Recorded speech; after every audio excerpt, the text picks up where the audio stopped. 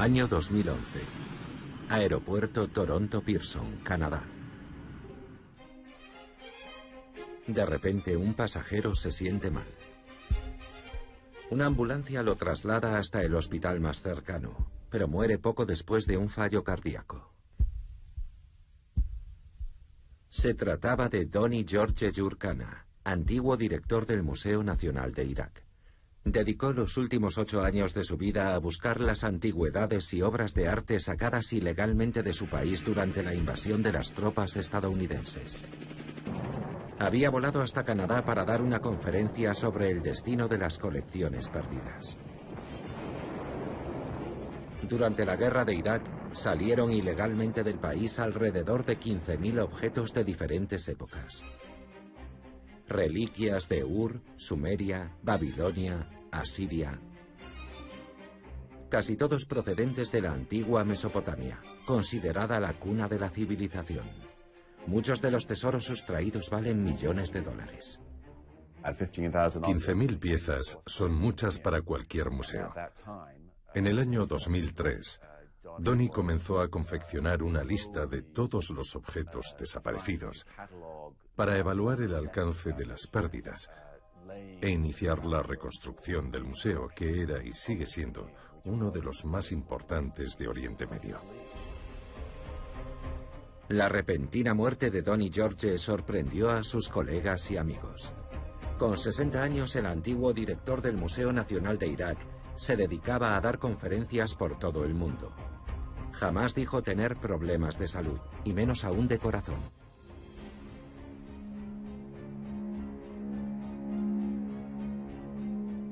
No sabía cuál era su estado de salud, nunca me comentó nada al respecto, pero en general parecía un hombre muy fuerte.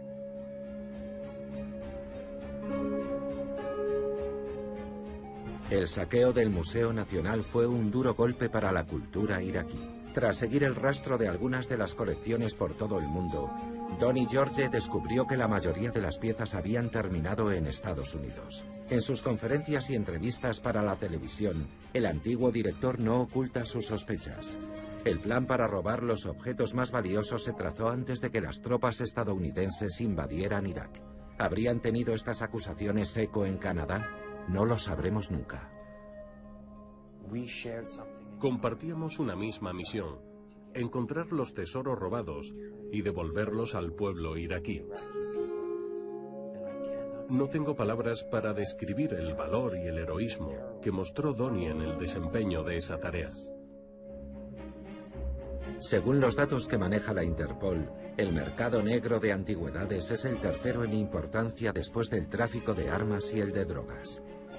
El negocio clandestino del arte mueve anualmente entre 6.000 y 8.000 millones de dólares. Como ocurre con el narcotráfico, la red de comercio ilegal abarca todo el planeta y salpica a personas con gran influencia en los negocios y en la política.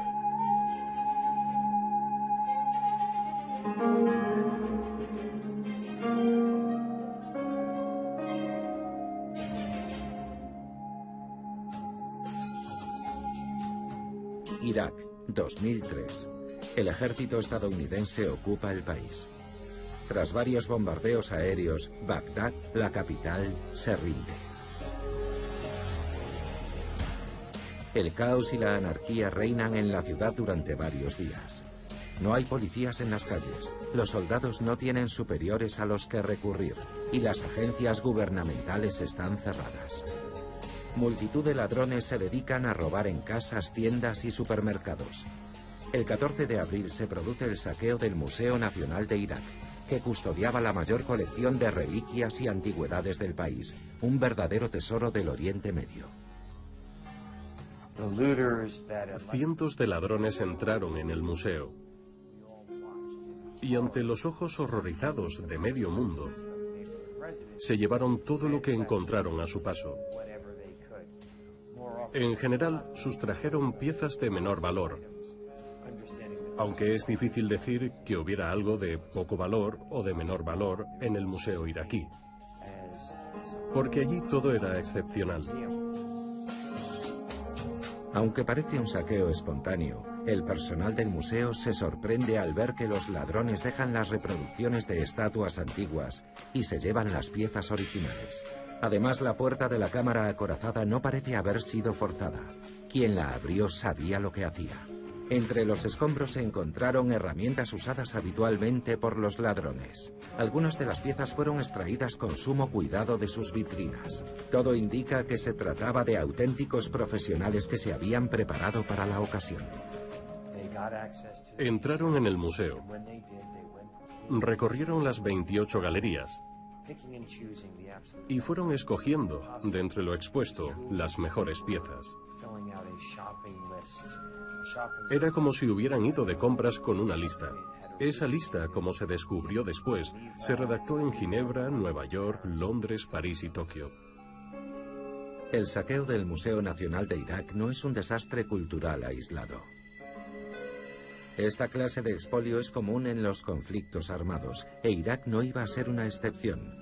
Mientras los vándalos rompían las vitrinas, los ladrones más expertos iban escogiendo los objetos de mayor valor. La impresión era que iban buscando unas piezas determinadas. La famosa arqueóloga egipcia Salima Ikram también habla de la lista que los saqueadores podrían haber llevado. Fueron a por objetos muy específicos, como si llevasen una lista. Destruyeron muchas cosas y se llevaron pocas. El destrozo tiene una razón de ser. Así se consigue que las reliquias que quedan intactas adquieran aún más valor. Egipto 2011. Mientras algunos claman contra el régimen de Mubarak, otros irrumpen en el Museo Nacional del Cairo. 2 años después se reanudan las protestas y una vez más se reproducen los saqueos, esta vez en un museo de El Minya. Siria 2014. Solo han pasado unos meses desde que estallara la guerra y 1/3 de los museos del país ha sido saqueado. Unos años antes, en 1996, una multitud arrasó el Museo Nacional de Afganistán en Kabul. Desapareció el 80% de su colección. Durante estas 2 décadas, las piezas del museo han ido apareciendo en Alemania, Suiza y Japón. Se trata de objetos muy valiosos. En Afganistán no hay muchos arqueólogos y nuestro conocimiento del pasado del país, que es rico y diverso, ha sido siempre bastante limitado. Fue una gran pérdida. Salima Ikram también busca colecciones robadas, como hacía Donny George antes de morir en circunstancias sospechosas. En un principio estuvo de acuerdo en aparecer en este reportaje, pero al poco tiempo de comenzar puso fin a la entrevista de manera abrupta e inesperada. Afganistán es un país inmerso en una terrible guerra y se han producido saqueos por todas partes.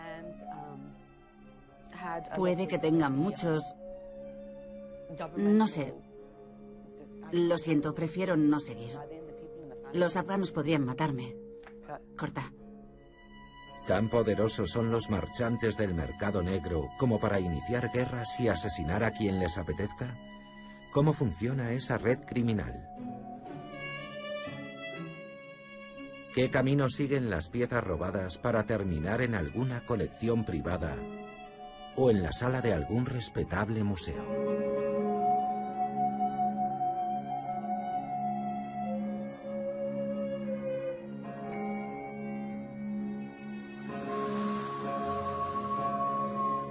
En esta región al noreste de Roma hay un típico pueblo italiano llamado Isola Farnese. Hace 2500 años, aquí se encontraba Veii, la ciudad más rica de la Liga Etrusca. Sobre las antiguas tumbas se levantan ahora modernos hoteles, casas y parques infantiles. Es casi imposible excavar aquí sin toparse con algún tesoro antiguo. Todo comienza con los saqueadores de tumbas. Por lo general llevan unas varas largas y puntiagudas. Con ellas tantean el terreno y las introducen en el suelo. Cuando una vara golpea una tumba se oye un sonido sordo. Después los tombaroli llaman a los excavadores para que retiren la tierra por la noche. Regiones con un pasado de renombre en países como Siria, Turquía o Egipto son una importante fuente de ingresos para los arqueólogos negros. Este comercio ilegal es tan popular en Italia que incluso han acuñado un término especial para ellos, tombaroli. Estos delincuentes sin escrúpulos buscan piezas de gran valor y no les importa ganar dinero a costa de expoliar el patrimonio histórico de su país. Cuando las excavaciones las hacen los arqueólogos de verdad, antes se realizan muchos trabajos previos, de preparación, mientras que los saqueadores a veces llegan a usar máquinas excavadoras. No les importa destruir una tumba con tal de conseguir lo que buscan. Los tombaroli venden el botín a los ricettatori, los que reciben la mercancía, que están en contacto con los clandestini, los contrabandistas que pasan por la frontera objetos de valor incalculable. Y esto es solo el comienzo. Existe toda una red en la que, además de los saqueadores, también participan casas de subastas y conservadores de museos. Todos trabajan bajo el principio de que la mano derecha no sepa lo que hace la izquierda. Peter Watson ha realizado muchas investigaciones periodísticas. En el año 2008, una de ellas concluyó con un libro sensacional, La conspiración de Medici.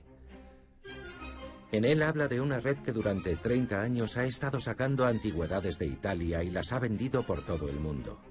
Los miembros de este círculo actuaban con gran osadía y confianza en sí mismos, pero lo que más sorprendió a todos fue su cinismo. Llegaron a romper en pedazos reliquias de 1000 años de antigüedad para sacarlas del país. Luego guardaban los fragmentos en bolsas de plástico. Que rompieran los objetos y guardaran los pedazos fue lo que más me impresionó.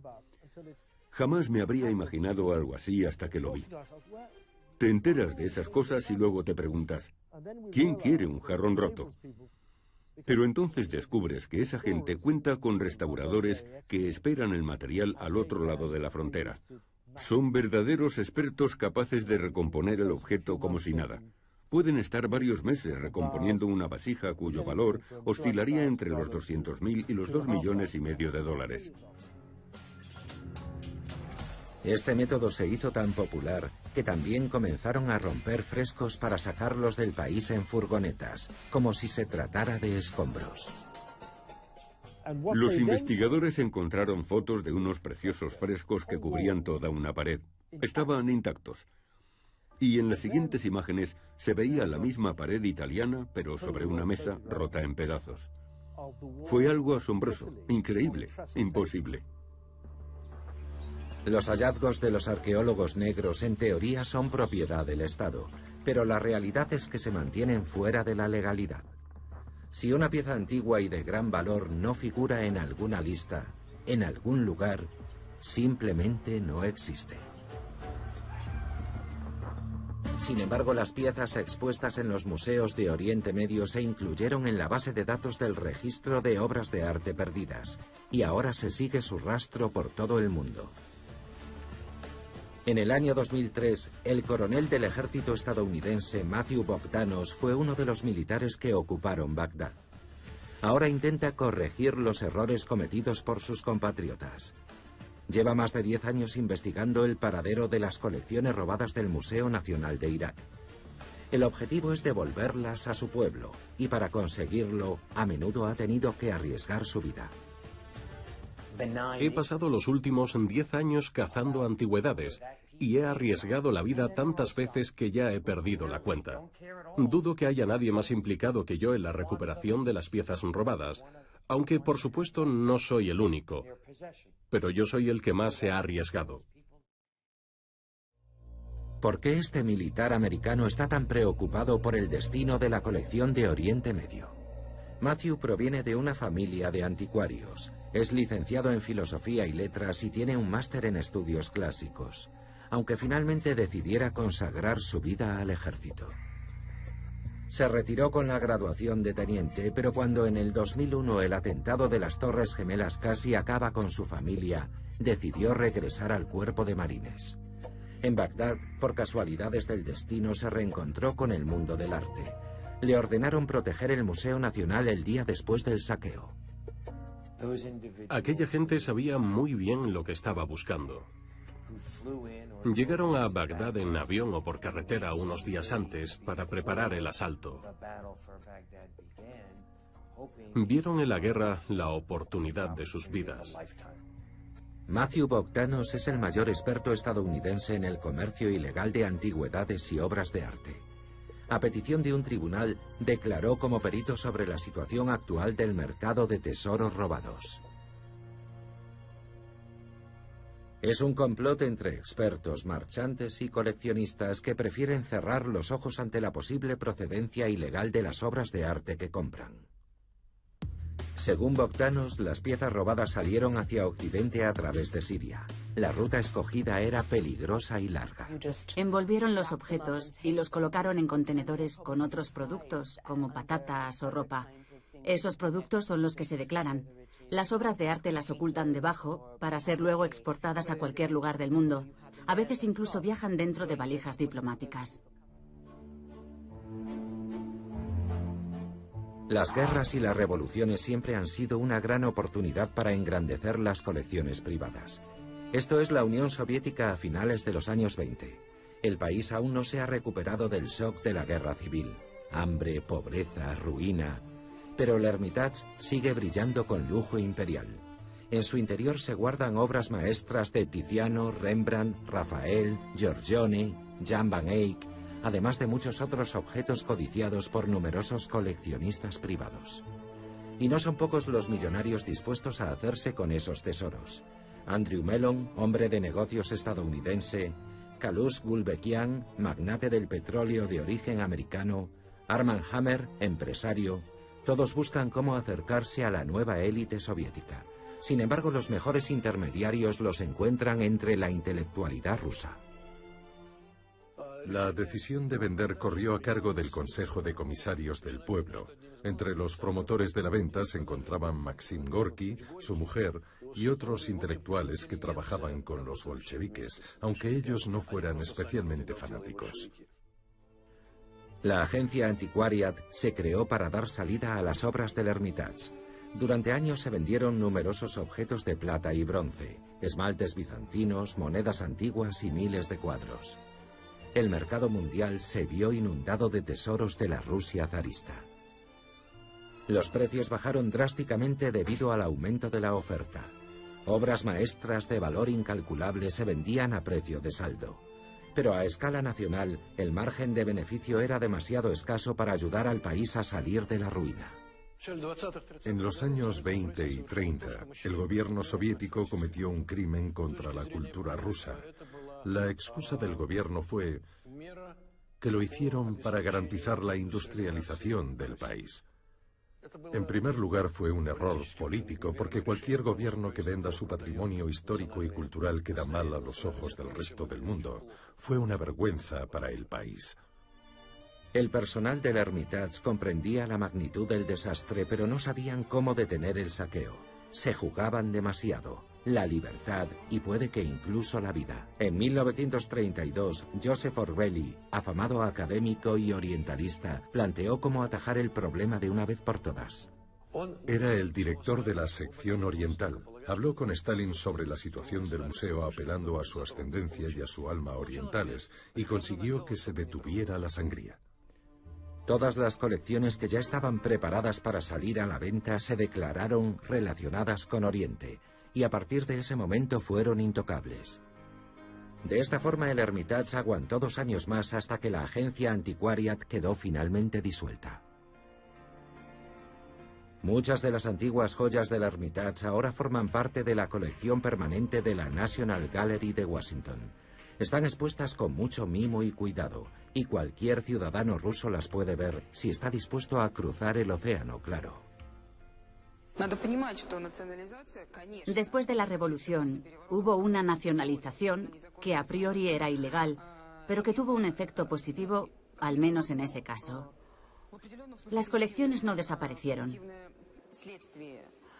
No fueron destruidas durante la guerra, ni saqueadas o vendidas a coleccionistas sin escrúpulos, a nuevos ricos o a miembros del gobierno. Las compraron los museos.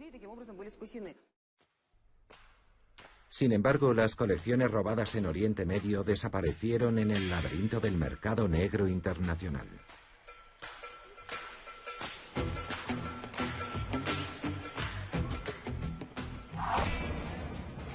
Las antigüedades y las obras de arte adquiridas de manera ilícita suben de precio si se venden de forma legal. Pero ¿cómo se legaliza un objeto robado? Es muy sencillo.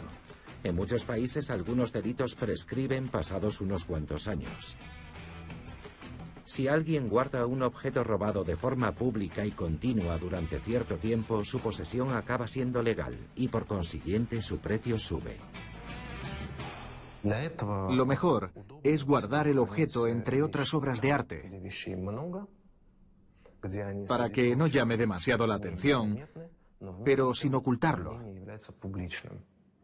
También es importante dejar constancia de la fecha en la que se adquirió la pieza. Un objeto obtenido de forma ilegal puede permanecer en una modesta tienda de antigüedades o en una galería grande y bien conocida.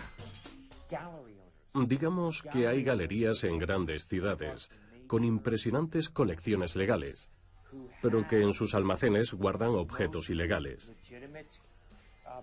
De modo que las piezas legales, la infraestructura legal de distribución, los contactos con marchantes y la experiencia en la importación y exportación de objetos legales, todo eso se usa para traficar con objetos ilegales.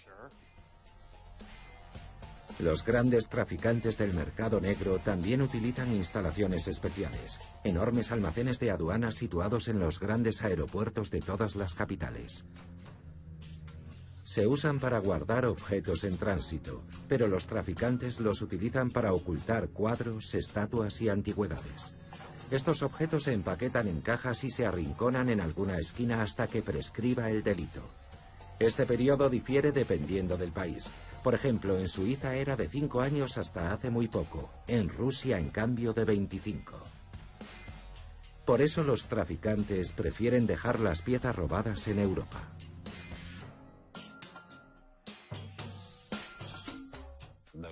Los coleccionistas rusos, si compran en Europa, intentan dejar las obras allí. Me refiero sobre todo a los depósitos de almacenaje de los aeropuertos. Instalaciones especiales donde se puede guardar una gran cantidad de obras de arte. Esa es la mejor opción. Se compran en Europa y se dejan allí. Los almacenes de aduanas de Ginebra sirvieron de gran ayuda al mayor traficante de arte del mundo, Giacomo Medici, el protagonista del libro escrito por Peter Watson. Allí montó sus talleres, por los que pasaron miles de objetos valorados en cientos de millones de dólares. Tenía 25.000 piezas almacenadas. Era una persona muy metódica. Guardaba fotos Polaroid de todos los objetos que habían pasado por sus manos. Según sus archivos, parece que muchas de esas piezas ahora se exhiben en el Museo Metropolitano, en el de Boston y en el Getty, entre otros. Descubrimos que esas infraestructuras eran más importantes de lo que habíamos pensado en un principio. Medici fue detenido en 1995 cuando intentaba vender 3 estatuas de mármol romanas robadas a un coleccionista privado. Los carabinieri registraron sus almacenes y talleres y encontraron decenas de miles de reliquias de origen griego, romano y etrusco. El valor de las piezas más antiguas alcanzaba los $2,5 millones de dólares. Resultaba evidente que Giacomo Medici era culpable y sin embargo se necesitaron 9 años para llevarlo a juicio. Giacomo Medici es una de las maravillas de este mundo. Parece un tipo rústico, un agricultor o un granjero, pero es un gran embaucador. El tribunal lo condenó a 10 años de cárcel y le impuso 10 millones de multa y sin embargo no solo no ha pagado ni un céntimo, sino que además no ha pisado la prisión. Tiene amigos importantes.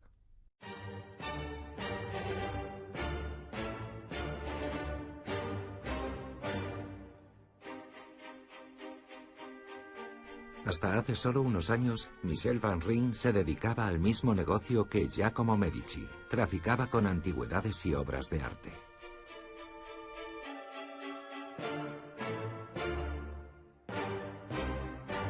Entre las piezas que supuestamente han pasado por sus manos estaban el Evangelio de Judas, frescos y mosaicos de monasterios ortodoxos de Chipre, objetos de plata del Imperio Romano y reliquias de la época de los conquistadores españoles.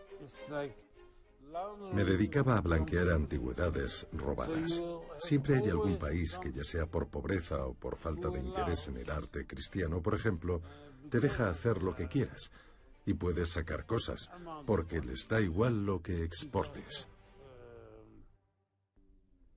Su negocio creció rápidamente, pero un buen día Van Ryn dio un giro total a su vida. Comenzó a dar entrevistas para hablar de la red criminal que operaba dentro del mundo del arte, y creó una página web para seguir el rastro de las antigüedades robadas. Las amenazas anónimas no se hicieron esperar. Me dispararon 2 veces. Me acuchillaron. Ya me daba por muerto. En una ocasión dejaron fotos de mis hijos bajo la puerta de mi casa y comprendí lo que querían de mí. Cedí, cerré la página web, se acabó. Los objetos exclusivos y muy caros con los que trabajaba se vendían mal si no estaban documentados. Entre sus clientes había expertos en arte e incluso grandes museos. El antiguo marchante de arte afirma que no es tan difícil falsificar esos documentos. Solicitas una búsqueda en la base de datos del registro de obras de arte perdidas con la excusa de que es un regalo de tu abuelita y quieres saber si se trata de una falsificación o no. Y si te contestan que suerte tener algo así no figura en nuestras listas, ya puedes tantear a algún museo o coleccionista porque estás limpio. Sé que es una vergüenza, los artículos que no figuran en ningún listado deberían estar mejor controlados.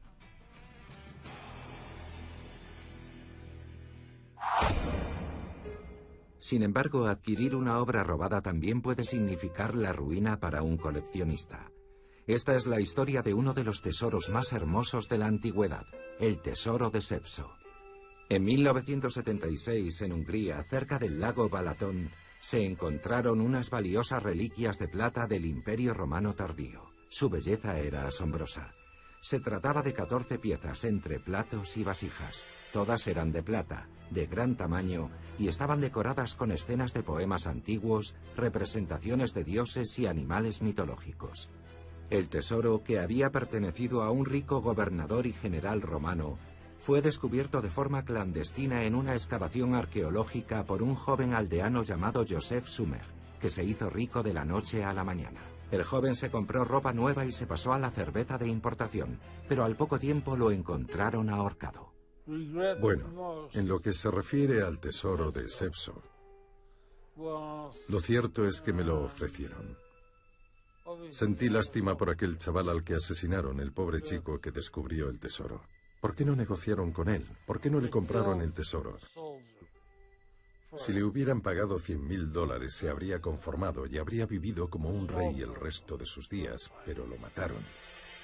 Son gentuza, los conozco bien. Son criminales y cuentan con la protección de gente importante. Uno de ellos vive ahora en Zúrich, en Suiza. Nadie creyó que Joseph se hubiese suicidado. En los siguientes años murieron 4 hombres más a causa de ese tesoro. Hablamos de varias muertes sospechosas en 1980. Las investigaciones que se llevaron a cabo revelaron que había una conexión entre los crímenes y el tesoro. La policía encontró los cuerpos, pero el tesoro desapareció sin dejar rastro. Poco después, alguien en el mercado negro comenzó a ofrecer piezas sueltas del tesoro. En el mercado ilegal del arte también hay grandes expertos. Anton Kalic, un marchante de arte de origen serbio y residente en Viena, compró todas las piezas. De nuevo completo, el tesoro siguió su camino por las vías secretas del tráfico ilegal de arte. Logró sacar ilegalmente las piezas del país. La historia circula desde hace ya 40 años. Y Hungría lleva ya 25 años tras el tesoro. En 1982, un coleccionista británico, Lord Spencer Douglas David Compton, compró el tesoro de Sepso por 3 millones de libras. Mi buen amigo Dick Ellis de Scotland Yard investigó el caso. Fue un asunto complicado. Lord Spencer tenía un agente de seguros que trabajaba para la reina. Todo eso sucedió justo después de la muerte de la princesa Diana. No quisieron problemas e hicieron la vista gorda. Lord Spencer se quedó con el tesoro, a cambio de unos cuantos millones más.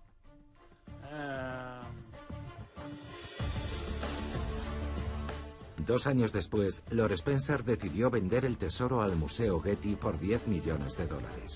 Sin embargo, al final el trato no se cerró, porque en el museo descubrieron que la documentación estaba falsificada.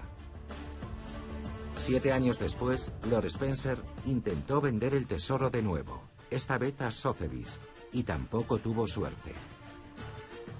Hungría, Líbano y Yugoslavia reclamaron las piezas.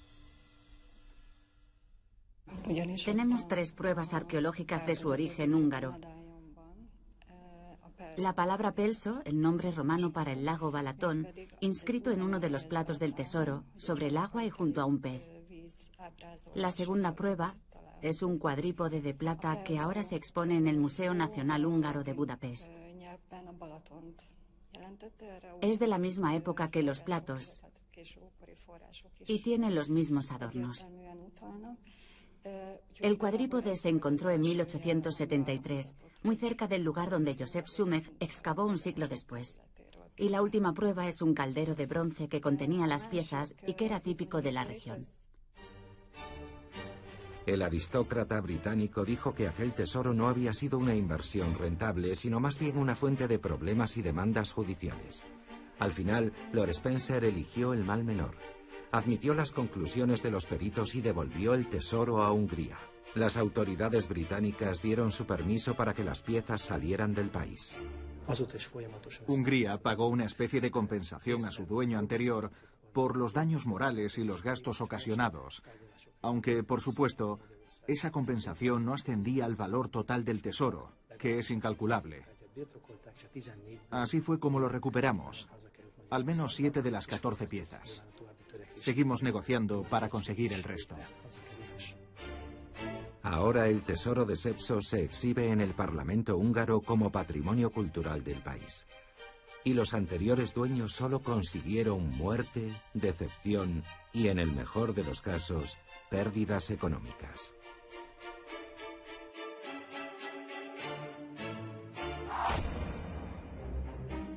El comprador final no siempre es consciente de que está adquiriendo una pieza robada, pero todos los coleccionistas deben conocer el origen de los artículos que compran. Ahora sabemos que parte del dinero generado con la venta de antigüedades iraquíes, sirias y afganas ha terminado en manos de Al-Qaeda, el Estado Islámico, Irak o los talibanes. Hace ya tiempo que están cambiando arte por armas.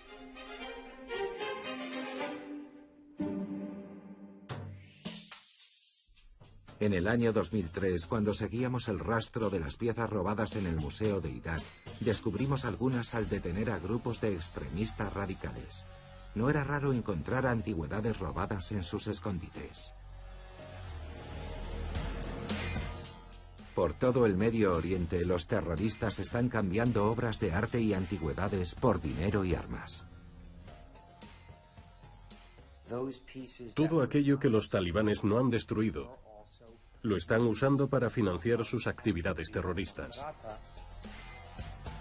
Después de un tiempo, los artículos robados pueden pasar a alguna casa de subastas de cierto renombre como si fueran legales.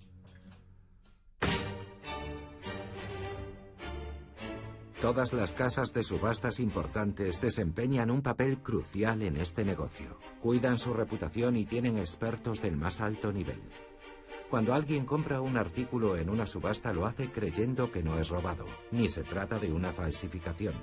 Pero esto no siempre es así. No ocurre con frecuencia, pero sucede. En primer lugar, las casas de subastas tienen derecho a vender los artículos públicamente o en privado. Es más, se venden muchas piezas antes de que se celebre la subasta. Te acercas 10 días antes y dices que tienes un comprador para un artículo. Y la negociación suele ser muy sencilla. Te dice, muy bien, adelante. Ellos se quedan con su comisión y el artículo se ha vendido antes de la subasta. En el año 2008, en Nueva York, la casa de subastas Christie's sacó a la venta unos pendientes por $65.000.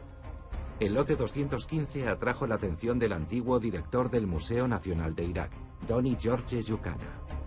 Fue él quien descubrió aquellas joyas de 3.000 años de antigüedad pertenecientes al periodo neoasirio en las excavaciones de la ciudad de Nimrud. Pero la descripción del lote 215 en el catálogo de Christie's decía que los pendientes eran idénticos a unos del periodo neoasirio que habían sido adquiridos a su legítimo dueño en 1969. Un año antes de que entrase en vigor la convención de la UNESCO por la que quedaba prohibido vender joyas sin confirmar antes su procedencia. La gran reputación mundial del experto bastó para que Christie's retirara el lote de la subasta. Los pendientes volvieron a Bagdad.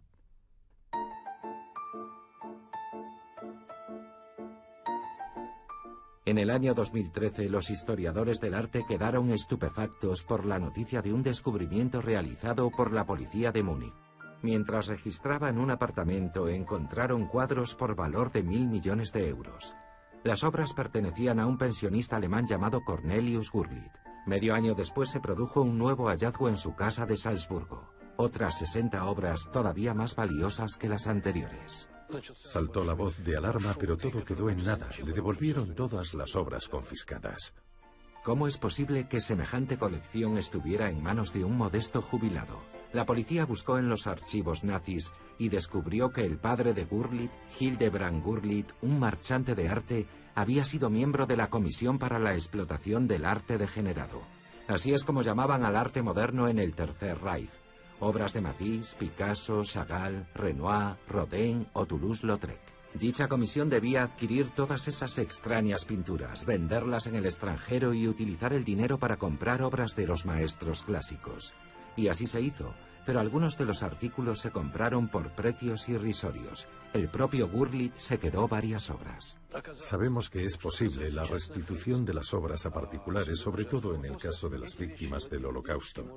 Sin embargo, los museos no pueden solicitar la recuperación de los cuadros si el delito ha prescrito, aunque bajo la ley alemana de la época se tratara de una confiscación legal.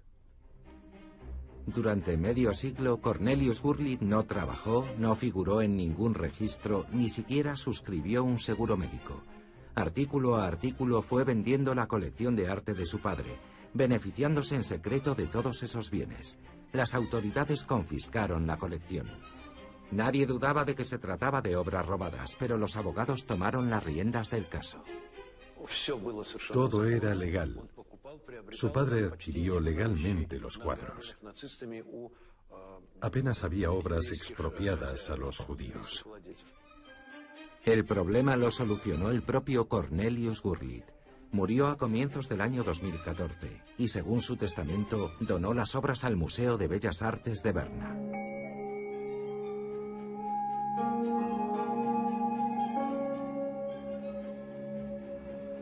Lo más sorprendente es que muchos museos tienen relación con la red de marchantes del mercado negro. En sus galerías se exponen antigüedades desaparecidas, algunas procedentes de zonas en guerra. Según la investigación del periodista Peter Watson, el comercio ilegal de antigüedades no podría existir si no hubiera una especie de pacto de silencio entre los marchantes de arte, las casas de subastas y los museos. Tenemos fotos de algunos conservadores de museos de vacaciones en Italia y Grecia con marchantes directamente relacionados con saqueadores de tumbas. Este es un mundo cerrado en el que todos se conocen. Incluso se van de vacaciones juntos. En el año 2005, la antigua conservadora del Museo Getty, Marion True, y el marchante de arte Robert Hecht fueron acusados de conspirar para exportar ilegalmente antigüedades de Italia. Compraron varias obras a Giacomo Medici y las vendieron al Museo Metropolitano de Nueva York. Una crátera egipcia, especie de vasija donde se mezclaba el vino con agua, conocida como la crátera de Eufronios, le costó a los estadounidenses más de $1 millón. Durante la investigación se encontraron piezas similares, pero los peritos del museo jamás comparecieron ante un tribunal de justicia porque el delito prescribió a los 5 años. Algunos de los objetos que pasaron por las manos de Medici regresaron a Italia con la condición de prestar al Museo Americano objetos de valor similar para exposiciones temporales. En el año 2013, Estados Unidos informó a bombo y platillo que habían devuelto a Irak 10.000 tablillas cuneiformes de los tiempos de los sumerios y babilonios. Pero ¿cómo llegaron estos valiosos objetos a Estados Unidos? Un coleccionista donó las tablillas a la Universidad de Cornell en el año 2000. Los expertos no tienen ninguna duda de que estos objetos salieron de Irak en 1991, durante la Operación Tormenta del Desierto. Aunque todavía no han sido devueltos a Irak, los periódicos americanos llamaron a esta operación la mayor restitución de antigüedades de la historia. Desgraciadamente, los americanos en realidad estaban haciendo un pacto de alto nivel con el diablo, y solo para mostrar al mundo que devolvían algunos objetos a sus legítimos dueños. El diablo son los talibanes. Puede que entre los talibanes y el gobierno de Estados Unidos solo haya 1 o 2 intermediarios. El caso es que el gobierno americano queda bien de cara al mundo al entregar algunas antigüedades al embajador iraquí. Fingen hacerles un favor, aunque en realidad se trata solo de una operación de lavado de cara, nada más.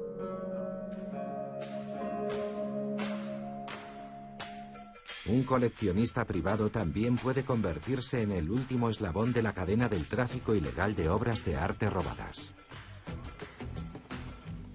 Hay personas para las que su pasión por el arte y el coleccionismo está por encima de todo, incluso de sus escrúpulos. Las rarezas les fascinan de tal manera que no ven el daño que hacen al patrimonio mundial. Empeñados en aumentar sus colecciones, son esclavos de su pasión. Una parte significativa de muchas colecciones públicas y privadas ha pasado por las manos de marchantes de dudosa reputación. Con frecuencia se les pregunta si los objetos han sido adquiridos legalmente. Por eso las obras de arte y las antigüedades robadas no se suelen exponer al público. Se mantienen ocultas en almacenes y en colecciones privadas. No hay una ley especial que regule el coleccionismo. Quizás se promulgue algún día. El coleccionismo no está regulado por ley, así que todo el mundo puede coleccionar lo que quiera y mostrar su colección a quien desee.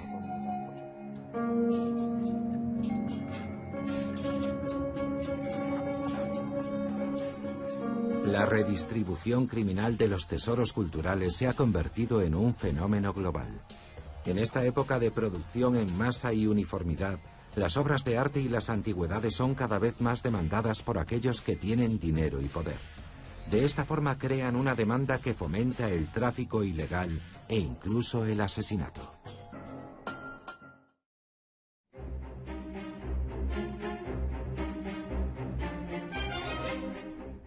Es curioso que fuera el Consejo Americano de Política Cultural quien solicitara una regulación menos estricta sobre la importación y venta de objetos culturales sin documentar. El Consejo se formó en el año 2002, un año antes de la invasión americana de Irak, y poco después de que los saqueadores entraran en los museos iraquíes, la organización fue disuelta.